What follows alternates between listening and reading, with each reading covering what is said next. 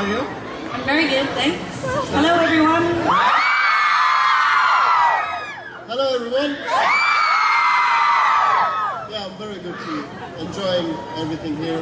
Amazing. Thank you so much for being here in our very first big fan event in Peru, and you're part of history now, so thank you so much for being part of this. Really, for the fans, thank you so much, right?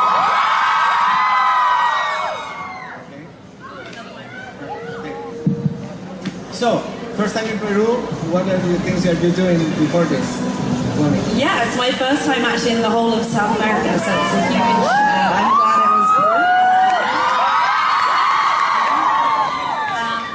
here. Yeah, I'm loving everything. I mean, I'm a big fan of your food, the ceviche. And maybe a few too many pisco sours. But yeah, I've really enjoyed wandering around the city of Lima. We walked to like Barranco, my friend and I have wandered around, and yeah, it's been great to meet everyone that we have today. Barranco, ceviche, pisco sour. For you? Yeah, pretty much the same. It's my first time in South America, and you know, I'm enjoying myself. Your food tastes amazing. I went out to try pisco sour and a few beers, local beers, and really good. So I'm really enjoying myself in Peru. Well, this is a fun event, and I can see you're wearing a Star Wars t-shirt, so you're a fan also.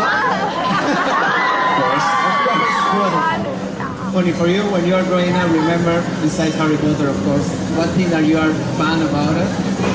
Ooh, what did I like apart from Harry Potter? I was like really big into a lot of like Japanese stuff, so I really liked Pokemon and Dragon Ball Z. So I had like all the playing cards and the figurines of Dragon Ball Z and yeah. And now you are part of a big franchise with a lot of fan base. How cool is that? Yeah, it's very bizarre. It's one of those things that I think some days you can realize and some days you almost don't, and it's kind of like a dream that it all happened.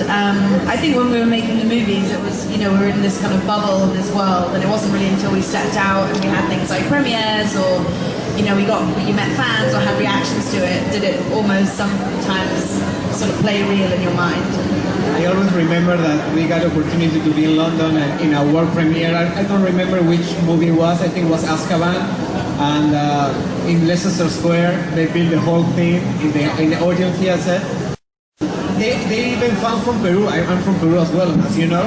And there's a bunch of fans from Peru just to be there. So it's a worldwide phenomenon. So. Oh yeah, I mean, it's this crazy global, you know, phenomenon that I think the beauty of the stories, which is why so many people love them, is it, you know, it crosses boundaries of language and culture, and it's just a simple story of a boy growing up.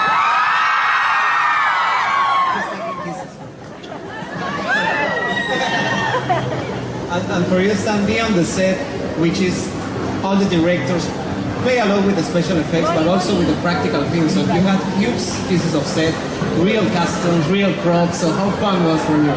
Oh, it was very, very good fun. I mean, you know, in the fourth film where I come, you know, to play in Harry Potter, we had a huge swimming pool built for the underwater stuff. We had the maze, obviously all the Quidditch stuff, which was quite painful. But yeah, it was good fun. It's like being on a huge playground with you know, some very nice people, very good friends. I mean, we got that introductory period where we had to play games, and you know, we got really close together, and it was great fun. So. But the Quidditch, you say, is painful because what? You are in a wire, like 5 feet in the air, like it's a green screen. It's painful because you have a very small seat. Okay. Yeah. You're strapped in and like thrown around, spun around. It could be tedious at some point, like shooting all day in a green screen. Not really. It's interesting because, you know, you're constantly doing stuff and time really flies by very quick. So you don't really feel, you know, as time passes by. You know, you're there at 7 a.m. getting your makeup, and then it's like, you know, the whole days come to an end. And you're like, oh, when did we start? And, you know, you're thinking about the next day. So it's like a constant wheel that keeps turning. Tenemos unas imágenes de la película. Vamos a ver. We got some footage from the movie, so let's see what they have. Now, our French people, please greet the proud sons of Durmstrang and the High Master Igor Catalan.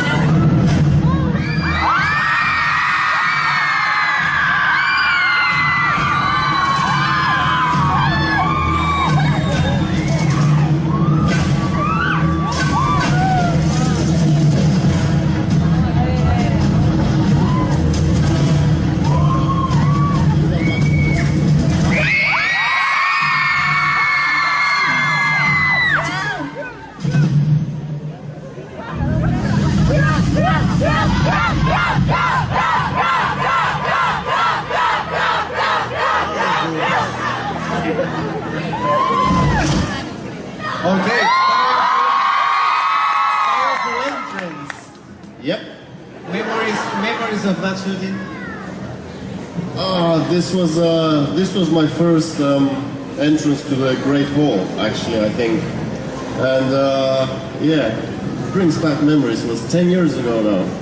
I was only 20. But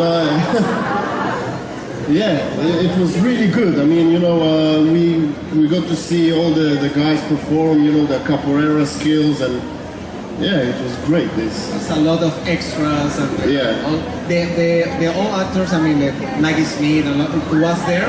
Yeah, everyone was there. You know, we enter, and you know, there is this story when Victor Krum enters, and everyone's like, "Oh my God, is it really him? This is Victor Krum," and you know, Ron gets all excited. And,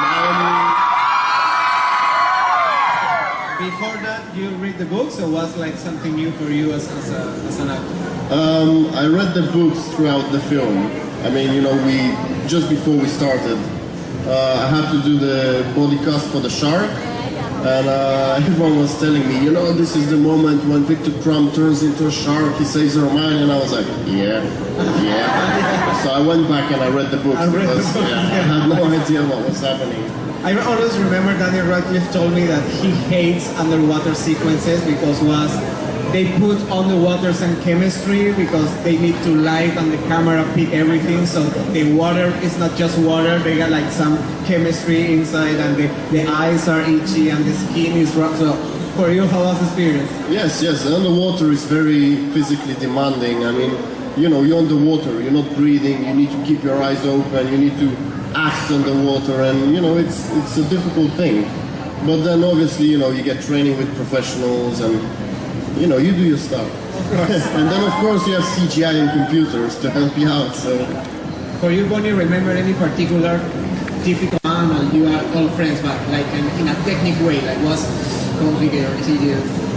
Yeah, I mean, we were very lucky in these films that all of the sets, pretty much, that you see, they actually built, which is like never really happens anymore in filmmaking, because you can just make everything look so real with CGI. So there was one half of it that we were really lucky that most of the sets are real, and then there was like the odd moment where you had to really use your imagination, and that sometimes was quite challenging because you wanted it to look real. There was one scene in the fifth film, in the Order of the Phoenix, when we were like running through the Ministry of Magic, and we were looking for the Horcrux, and there were all the glass globes. Well, we were meant to be running through, and thousands were falling, and there was just nothing. We were literally in like an empty room, imagining that like everything was falling around us. Just a green room. Just literally, just like it was a black floor. It wasn't even green. It was just like, it was so big. The green screen was so far away they couldn't put any marks, and it was just pathways that were meant to be like corridors. So we were just running, like we were all just like, what are we doing? This is so stupid. Yeah, part of the challenge of the imagination of that. Also, a lot of every time I ask this for any actor, the usual answer is like no, but I want to know your answer. Do you like to see your own movies? No. You know what? The only thing that's interesting about seeing these films is because like when I look back at them, I'm a different person. You know, I'm a 9-year-old child in the first one. So the only like bizarre thing is you're like, it's quite cute. You know, you're looking back at someone who's just like a little kid. So for me, I can disconnect myself from looking at it because it looks like a different person. Whereas if I did it now, like no way, probably. Vamos a ver otro clip. Tenemos otro clip de toda la saga. Sit me up, will you?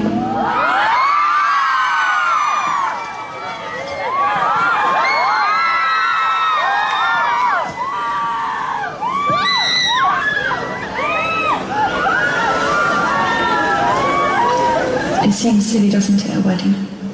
Given everything that's going on. Maybe that's the best reason to have it. Because of everything that's going on.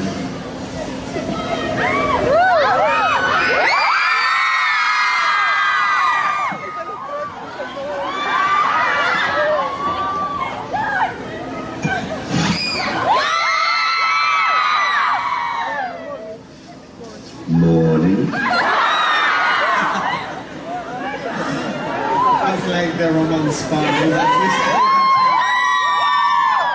The chemistry with Daniel was amazing. He's such a nice guy in camera, behind cameras. He's a lovely guy. So do you keep, talking? We are still friends. How is the relationship? Yeah, I mean, it was always, obviously, from the two of our characters, we never really knew when we first started making the films that was like where the characters were going to go. So much like Dan and I and everyone, we'd all become just this kind of extended family and friends. So when all of these scenes started to come into play, it was obviously a really bizarre thing. It was like having to kiss your best friend or a brother or something. It was weird. But yeah, I mean, I had so much fun doing all those scenes with him. It was really nice. A lot of those scenes were with David Yates, and we had a lot of a lot of conversation as the relationship developed. And for me as an actress, having like that bit more as the character was like another challenge, and it was exciting for me. And all of us, that experience will never leave any of us. And every time we come back round and see each other, it's that unique experience that's just so lovely to see people again. And I don't think that friendship can never be lost from all of us, which is really nice. It's part of the popular culture, so we'll be here like forever. Yeah. So there's a lot of props, a lot of custom pieces. How tempting is to keep something for you from the whole movie? We can't really tell you what we took, can we? We have to keep that secret. Okay. But you got your own treasure. No, well, to be honest, the reason everything was like seriously secured. I mean, everything was like every prop that every time wands were like gold. They were like, every time you took a wand in a scene, they would like take it, like write it off on a bit of paper and like almost like count them when you gave them back in. And if you ever broke one, which could easily happen, you like snapped it. They were like, what have you done? You've snapped another one. So, I mean, the beauty of why you can now go to all these things like the studio tour and all these experiences is because they archive like every single thing we've ever used. So unfortunately, because it's so precious, everything in Harry Potter, they were very, very secure with all of the props. So no, I'm just gonna have to buy my wand in the shop like all of you guys. Like everybody else. Yeah, well, there's a big exhibit in London. They have all the props and all the real things. So yours must be there. I'm gonna have to be a customer, yeah. Yeah. Bueno, preguntas, chicos. ¿Alguien quiere saber? A ver. ¿Quiénes fueron tus mejores amigos durante la saga de Harry Potter? ¿Dónde estás? No te veo. Yeah. Your closest friends during the shoot. Oh, that's hard. That's like asking who do you like better, your mum or your dad? That's like not a good thing to answer. I mean, for me, obviously, the people that are the closest to me are the Weasley family. Like, and all of the scenes that we did in the Burrows were just like hands down like the funniest scene. I mean, none of us could like keep a straight face throughout. We just like made each other laugh the entire time. So the Weasleys obviously are my family. My Durmstrang boys. A ver, otra pregunta.